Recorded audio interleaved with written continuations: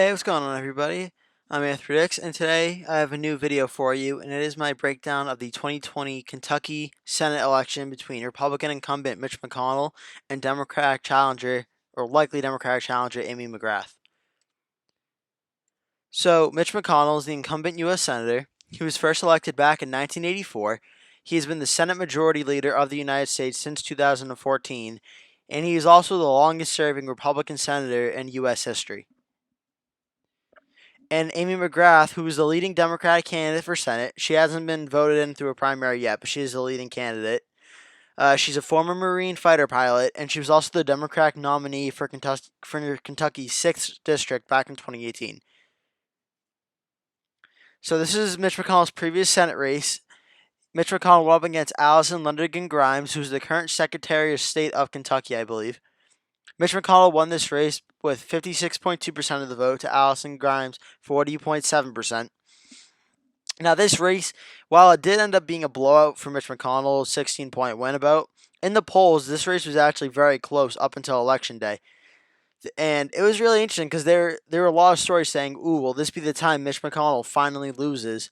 And there's a lot of steam going up about how he's unpopular and how it's time to get someone else new in the Senate seat, and this could be the time he finally loses. And we're seeing a lot of this same buzz kind of happening in the Senate seat this time around as well.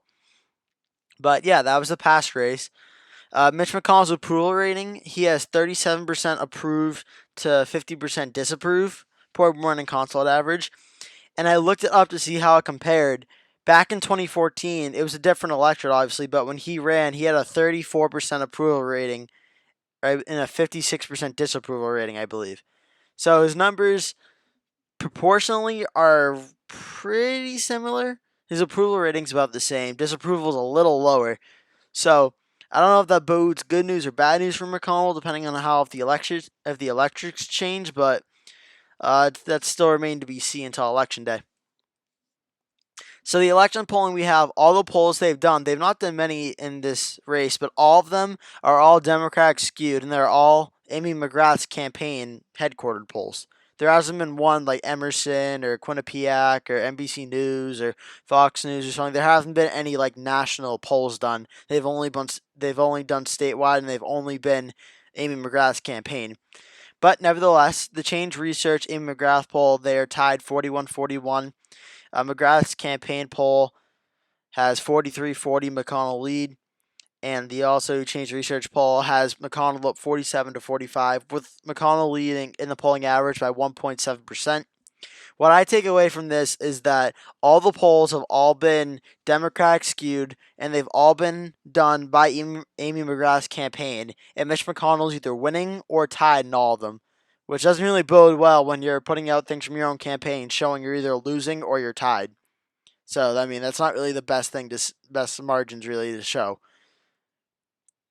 So, endorsements for Mitch McConnell. Mitch McConnell doesn't have many. He does have the endorsement of President Trump, President of the United States, and Matt Bevin, former governor of Kentucky, who recently lost a special election back in 2019.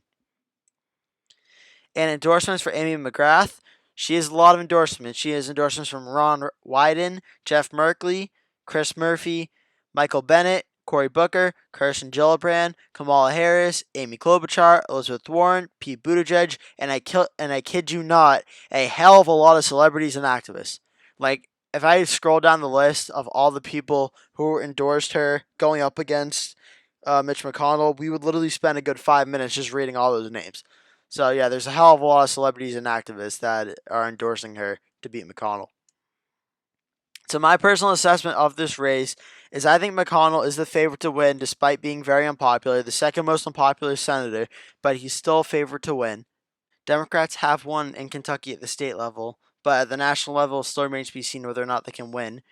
President Trump being on the ticket will help Mitch McConnell win in re-election, especially considering how polarized the country and states have become.